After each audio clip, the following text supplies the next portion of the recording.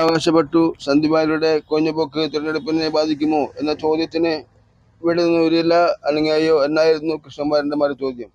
പാലക്കാട്ട് ജനത തെരഞ്ഞെടുപ്പ് സാഹചര്യം തിരിച്ചറിഞ്ഞെന്നും 70,000-ലധികം വോട്ടുകൾ നേടി LDF വിജയം ഉറപ്പിച്ചതായും സ്ഥാനാർത്ഥി പി സരിൻ അവകാശപ്പെട്ടു.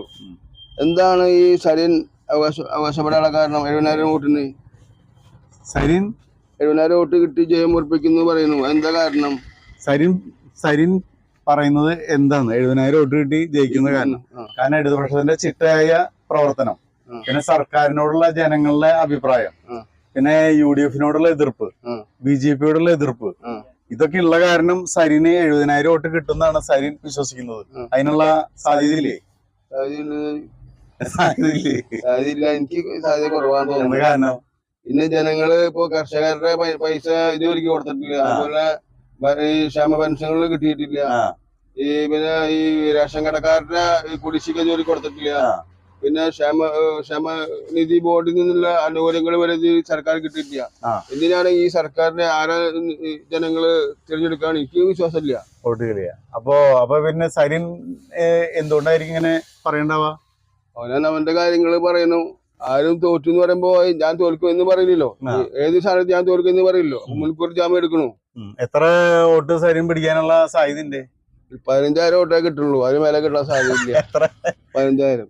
കഴിഞ്ഞ പ്രാവശ്യം LDF-ന് ഒരു 35,000 വോട്ടിന്റെ മുകളില് പിടിച്ചിട്ടുണ്ടല്ലോ. ആ വോട്ട് കിട്ടില്ലേ? പക്ഷെ അതിനേക്കാളും ജനങ്ങളെ തീർത്തു സർക്കാരിനെ പിന്നിലേക്ക് പോകുന്നതാണോ?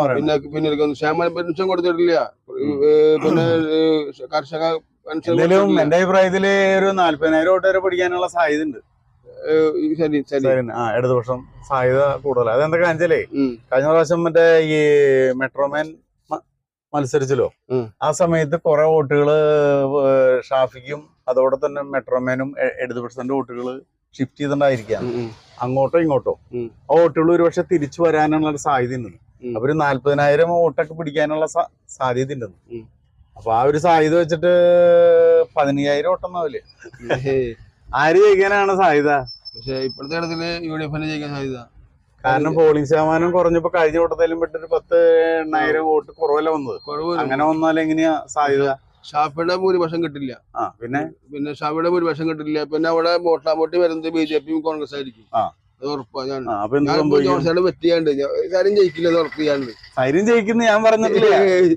സരിൻ ജയിക്കില്ല. അല്ല, സരിനെ ജയിക്കുന്ന സരിൻ മാത്രമേ പറഞ്ഞിട്ടുള്ളൂ. പിന്നെ അവിടുത്തെ ജില്ലാ സെക്രട്ടറിയും പറഞ്ഞിട്ടൊന്നല്ലാണ്ട് ബാക്കി ആരും പറഞ്ഞിട്ടില്ല. ആരിട്ട് അത് വിശ്വസിക്കുന്നില്ല. സരിൻ വിശ്വസിക്കുന്നുണ്ട്, പക്ഷെ ബാക്കി ആരും വിശ്വസിക്കുന്നില്ല. ഞാനത് വിശ്വസിക്കുന്നില്ല. സരിന് പരമാവധി എന്റെ കണക്കിൽ ഒരു 40,000 വോട്ട്. നേര് വന്നാ എന്തൊക്കെ കഴിഞ്ഞ ഒരു 42. അത്രേ ഉള്ളൂ. അതല്ല, BJP കഴിഞ്ഞ പ്രാവശ്യം പിടിച്ച വോട്ടിനേക്കാളും എത്ര വോട്ട് കൂടാൻ സാധ്യതയുണ്ട്? 10,000-20,000 വോട്ട് കൂടും. അല്ല എന്നുവെച്ചാല് ഇപ്പൊ അവൻ നല്ല വ്യക്തി BJP-ൽ അടിവഴക്കുകളുണ്ടാവും. അപ്പൊ ശരിക്കും വോട്ട് കുറവാകും. ആർക്ക്? ഈ BJP-ക്ക് വോട്ട് കുറയും. അടിയിൽ ഇപ്പൊ ശോഭ സുരേന്ദ്രനെ നിർത്താൻ വിചാരിച്ചായിരുന്നു. അപ്പൊ അതിന്റെ അണികള് കുറച്ച് കാലുവാരും ഉറപ്പാ. UDF-ന് അനുകൂലമായിട്ട് എന്ത് ഘടകമുള്ളത്? UDF-ന് അനുകൂലമായിട്ട് നല്ല ഘടകമുണ്ട്. ഇപ്പോഴത്തെ സർക്കാരിനെതിരെയുള്ള ജനരോഷം UDF-ന് അനുകൂലമാവും. സർക്കാരിനെതിരെ ജനരോഷം ഇപ്പൊ UDF-ന് അനുകൂലമാവും. അതായത് ഇപ്പൊ ക്ഷേമ പെൻഷൻ കിട്ടിയിട്ടില്ല. ഇപ്പൊ കർഷകന്റെ പൈസ കിട്ടിയിട്ടില്ല. അതുപോലെ കുറെ വെച്ച പൈസ സർക്കാരിന് കിട്ടുന്നില്ല. പൊതുമരാമത്ത് വകുപ്പ് ഇപ്പൊ റേഷൻ കടക്കാർക്ക് പൈസ കൊടുത്തിട്ടില്ല. ഇപ്പൊ റേഷൻ സംബന്ധിച്ച് കഴിഞ്ഞ ഒരു 2-3 മാസം മുമ്പ് തന്നെ CIT-ന്റെ ഒരു വിഭാഗം ആൾക്കാർ ചേലക്കരയില് കാല് മാറി. CIT-ന്റെ ചേലക്കരയില് അങ്ങനത്തെ ഒരു അവസ്ഥ വെച്ചിട്ട് ജയ്സന്റെ അഭിപ്രായത്തില് ഏറ്റവും കൂടുതൽ സാധ്യത ആയിരിക്കാം? അത് രാഹുൽ പറമ്പിൽ തന്നെ ആയിരിക്കും. അല്ല, രാഹുൽ ജയിക്കും. എത്ര വോട്ട് കിട്ടാൻ ചാൻസ്? മാക്സിമം 5,000 വോട്ട് കിട്ടും. BJP എത്ര വോട്ട് പിടിക്കാനുള്ള സാധ്യത? BJP വളരെ കുറവ് വോട്ട്. കഴിഞ്ഞ പ്രാവശ്യം BJP-ക്ക് നിയമസഭയിൽ ഒരു 50,000 വോട്ടോളം പിടിച്ചിട്ടുണ്ട്. ഇത് പ്രാവശ്യം അത് കിട്ടില്ല. കുറയും. പിന്നെ വോട്ട് കുറെ ചെയ്തിട്ടില്ല ആൾക്കാർ. അങ്ങനെ വരുമ്പോ എന്തുണ്ടാവും? ആരുടെ വോട്ടാ കുറയാ?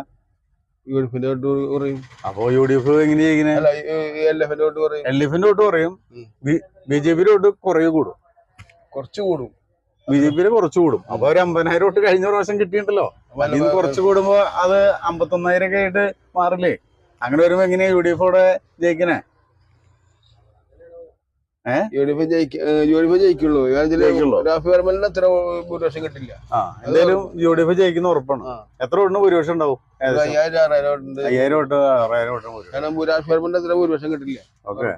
ഇത് സാധാരണക്കാരനായ ഒരു എന്താ പറയാ രാഷ്ട്രീയ വിദ്യാർത്ഥി, നിരീക്ഷണ വിദ്യാർത്ഥിയായ ജെയ്സന്റെ അഭിപ്രായമാണ്. ഓക്കെ. കേട്ടോ, ഞാൻ ഷൈൻ ജയിക്കില്ലെന്ന് ഉറപ്പാ. സൈൻ ജയിക്കില്ല.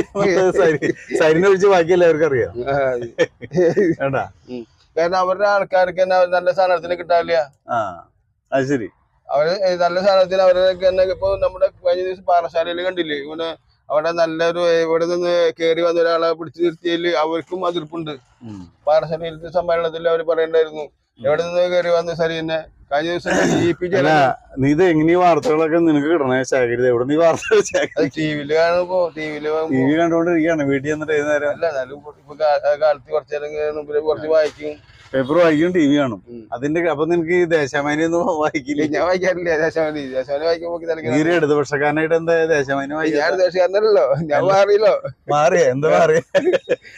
അല്ല, അവധി ഇടതുപക്ഷക്കാരനല്ലേ? VS ന്റെ കാലത്ത് ഇടതുപക്ഷമായിരുന്നു. ഇയാള് വന്ന് കയറിയോടുകൂടി. അല്ല, VS ന്റെ കാലത്ത് നീ ഇടതുപക്ഷക്കാരനായിരുന്നു. ഇപ്പൊ നീ ഇടതുപക്ഷമല്ല, ഇപ്പൊ ഏത് പക്ഷ?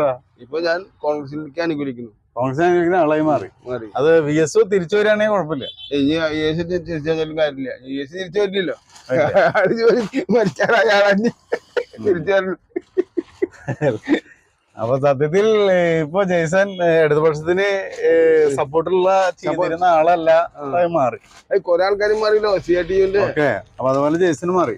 CITUവിന്റെ 500-600 പേരെ പോയത് ചേനക്കറിയില്ലേ, ഈ FCIലെ ഗോഡൌണിന്റെ ആൾക്കാര്. അവർക്ക് ജെയ്സന്റെ അഭിപ്രായത്തില് ഇടതുപക്ഷത്തിന് എന്തായാലും സാധ്യത ഉണ്ടോ കേരളത്തിൽ? സാധ്യത ഇല്ല. അയാളെ കളഞ്ഞത് വിളിച്ചതാ.